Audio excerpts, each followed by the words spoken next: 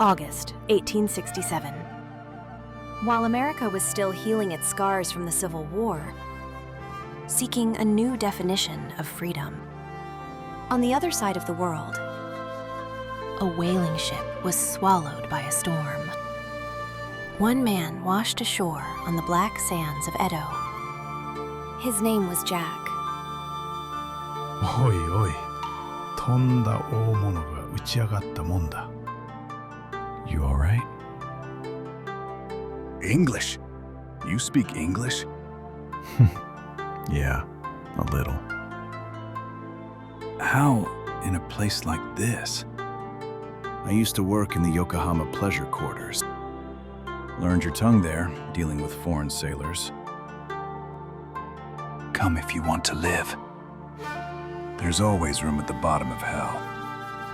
The man was the master of a pleasure house in Yoshiwara. His sharp eyes noticed the medical bag Jack clutched, even in his stupor. Realizing this castaway was a ship's doctor, Jinbei saw an opportunity.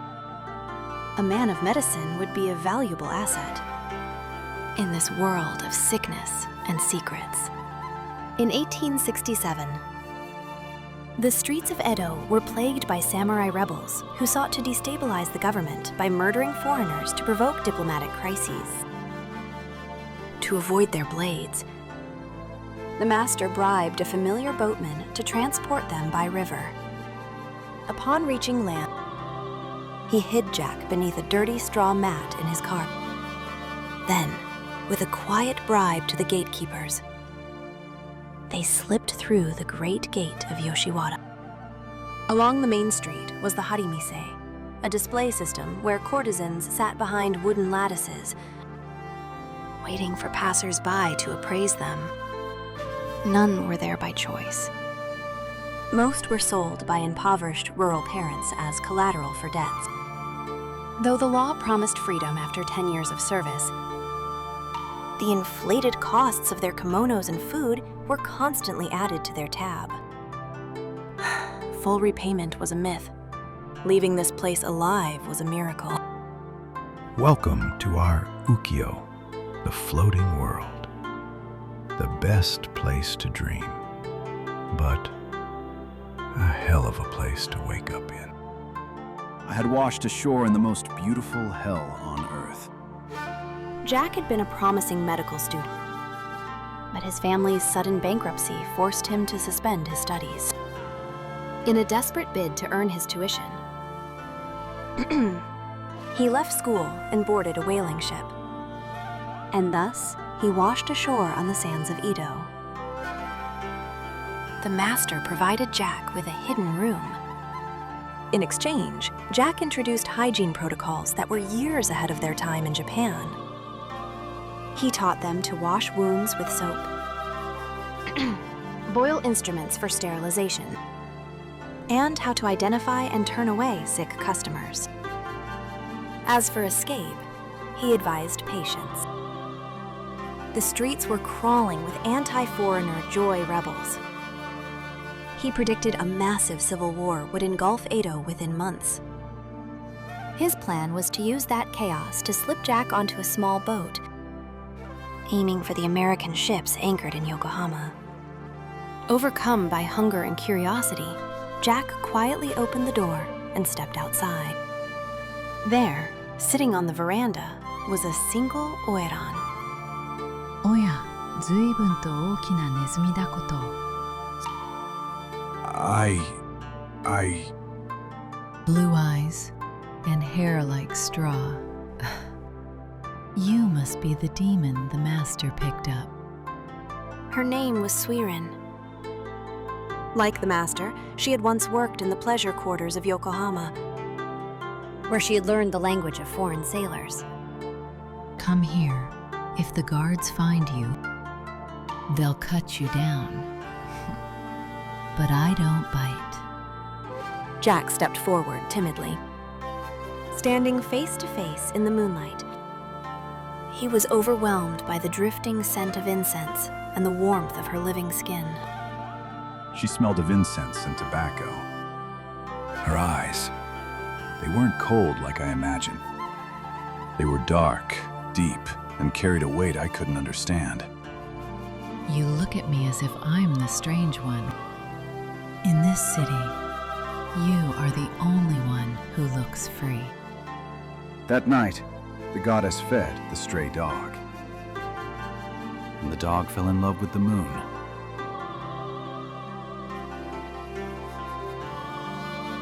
The average life expectancy of a courtesan was barely 22.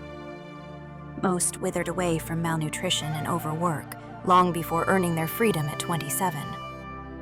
The Great Pox was a death sentence, but the cure was often worse.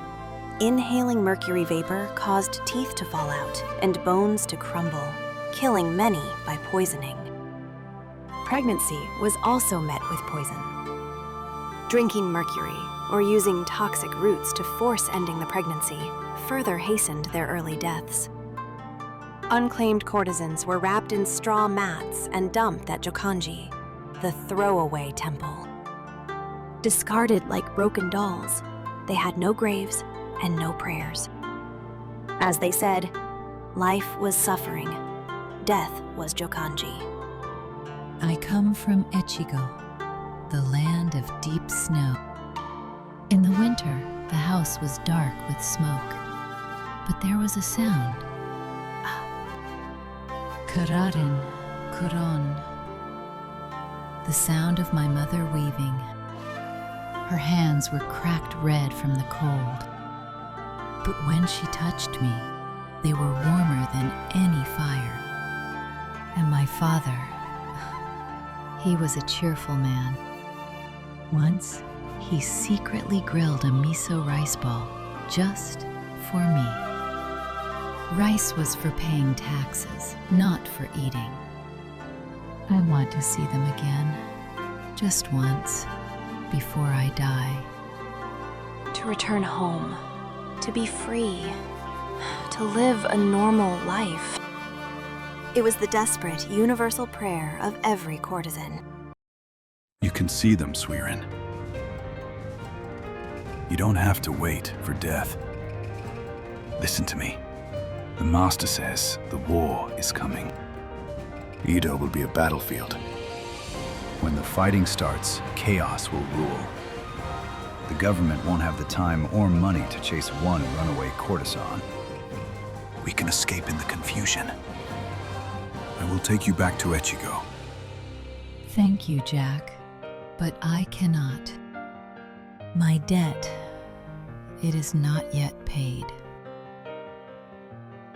Forget the debt. The war will erase the records anyway. If I run without paying, the debt collectors will go to Echigo. They will torment my father and mother. They will take everything. I cannot buy my freedom with their suffering. I cannot go home as a burden. According to the Morisana Manko, Yoshiwara was a fortress surrounded by the Ohaguro Dobu, a moat 30 feet wide. Escape was physically impossible. Even if one crossed the water, strict checkpoints blocked every road. Without identification papers, a runaway had nowhere to go. Professional hunters would inevitably track them down to face brutal interrogation. And the cost of the pursuit was cruelly added to their debt. 1 month later, a turning point arrived. But for Suiren, it was the worst possible outcome. Rejoice, Suiren. Your debts are settled. Lord Matsudaira has agreed to pay your ransom. He takes you in 3 days. Lord Matsudaira, the one they call the Breaker? 3 of his concubines died within a year. They say he enjoys watching flowers wither. Rumors are just wind. His gold is solid. Now go. Prepare to be a bride. Suiren, what happened? It is over, Jack. I have been bought. A rich samurai, a man who collects dolls and breaks them. Wealthy patrons would sometimes redeem high-ranking courtesans for sums equivalent to $700,000 to $2 million. Usually, this was a rare path to freedom. But Lord Matsudaira was notorious. Commoners whispered of screams echoing from his estate at night, and of concubines who entered, never to be seen again. Bought? Like property? No, it's not over. We can run to Yokohama. I've heard of a doctor there. Dr. Hepburn. He runs a mission clinic. He will surely hide us. James Curtis Hepburn was a real historical figure. At Jobutsuji Temple in Yokohama, he treated all Japanese without discrimination. Even the anti-foreigner rebels dared not harm him. Jack staked everything on this sliver of hope, that a fellow man of medicine and God would grant them sanctuary. Suiren chose the slim chance of survival over certain death. She sent secret pleas to her regular patrons. While these iroko, with their watchful wives and cramped longhouses, could not harbor her, they gladly conspired to aid her flight. Her allies took advantage of the Ijanaika movement, a wave of mass hysteria and dancing that was sweeping the nation. It was a bizarre social phenomenon where crowds, believing talismans had fallen from heaven, danced wildly in the streets, chanting, "Who cares?" or "Why not?" This carnival of chaos signaled the collapse of the shogunate's authority. Mobs filled the streets, chanting, "Why not?" in a chaotic celebration of anarchy, paralyzing the city's order. Amidst this frenzy, a wealthy merchant deliberately stalled his cart at the Great Gate. The madness became their cover, buying the couple the precious time they needed. Jack headed for the Sumida River. He had spotted the water while being smuggled from the beach to Yoshiwara. Dozens of small boats were tied loosely along the banks, easy to take. His desperate plan? Pilot one of them to Yokohama and seek sanctuary at Dr. Hepburn's clinic. They sought temporary refuge beside a small, quiet temple, while Jack remained on high alert, scanning the shadows for danger. Suiren simply leaned against the wall, her eyes fixed on the vast expanse above. Jack, look, the moon. It is so high and so clear. The autumn wind, it doesn't smell of heavy incense and smoke. It smells of earth. No sign of them. We should be safe for a moment.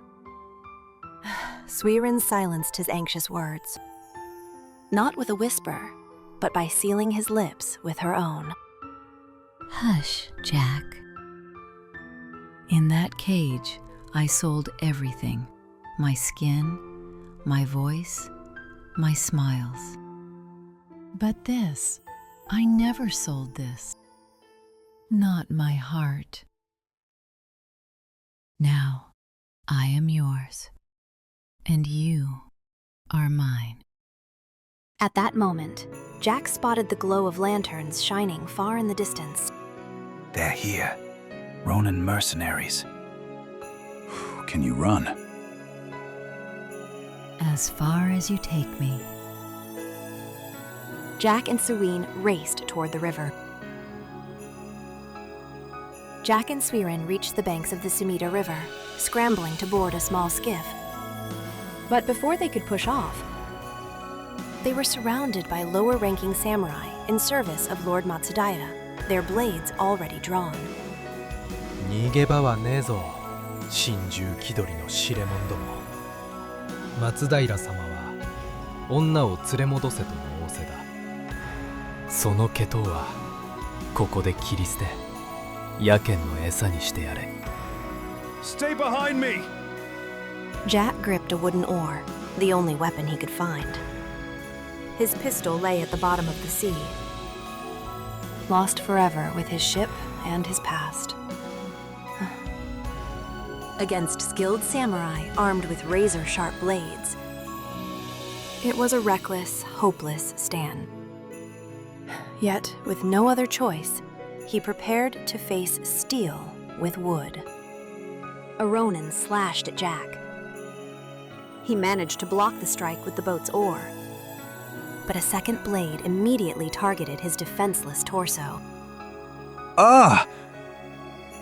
Jack closed his eyes, prepared for the end. But in that instant, Suiren shoved him aside and stepped into the path of the blade, receiving the steel with her own body. No? Suiren collapsed, unable to even cry out. Suiren! One of the Ronin hastily examined the wound, but realized instantly that she was beyond saving. 畜生、こいつはもうダメだ。松平様が欲しがったのは生きた女だぞ。死体じゃねお頭、こいつを殺したと知れたら、俺たちは。え。首が飛ぶぞ。いや、それ以上の目に遭わされる。At that moment, the shrill sound of official whistles pierced the night, accompanied by the glow of approaching lanterns. The magistrate's men, alerted by the commotion, were closing in. 役人だ。取り方が来るぞ。ずらかるぞ。俺たちはここにはいなかった。女のことは全部その外人のせいにしとけ。Unwilling to waste even a moment to finish Jack, the Ronin scattered into the night, fleeing in all directions. Suiren, stay with me! 置いていって、ジャック、逃げて。No, we go together. Jack lifted Suiren into his arms and boarded the small boat. He laid her gently on the bottom, then pushed off from the shore. Hang on, just a little more. The river leads to the sea. Dr. Hepburn's clinic. He must have medical supplies, sterile instruments. He spoke the words, but he knew the truth. The wound was too deep. It was painfully clear she was beyond saving. これ、読んで。Summoning the last of her strength, Suiren handed him a letter she had secretly prepared. ジャック、ありがとう。She reached out a trembling hand to touch his cheek. But just before her fingertips could graze him, her strength failed, and her hand fell to the floor of the boat. Suiren! Suiren, wake up. His answer was only the sound of water. Jack screamed into the void, then pulled her cold body close, choking back his sobs. In that abyss of despair, the thought of following her into the deep crossed his mind. It was then that he realized the weight of the letter she had placed in his hands. This is... Jack opened the letter. There, it was written, ジャック、ありがとう。Meeting you was my true freedom. In that short time, I was the happiest woman in the world. Please live for me. Survive. Live through the pain. And at the very end, please smile. Jack pressed the letter to his chest and collapsed in tears. Even the escape of death, the path to peace, had been sealed shut by her love. Still sobbing, he forced himself to raise his head. Smile? How can I smile when you are gone? The morning sun broke the horizon, bathing the sea in golden light. Jack wiped his tear-soaked face and forced the corners of his mouth upward. It was a heartbreaking expression, yet undeniable proof of his will to live. She cursed me with the cruelest, most beautiful curse of all. I must live. I must carry her memory across this ocean. Jack gripped the oars once more. Then he began to row with strength. The small boat moved forward, heading toward the rising sun.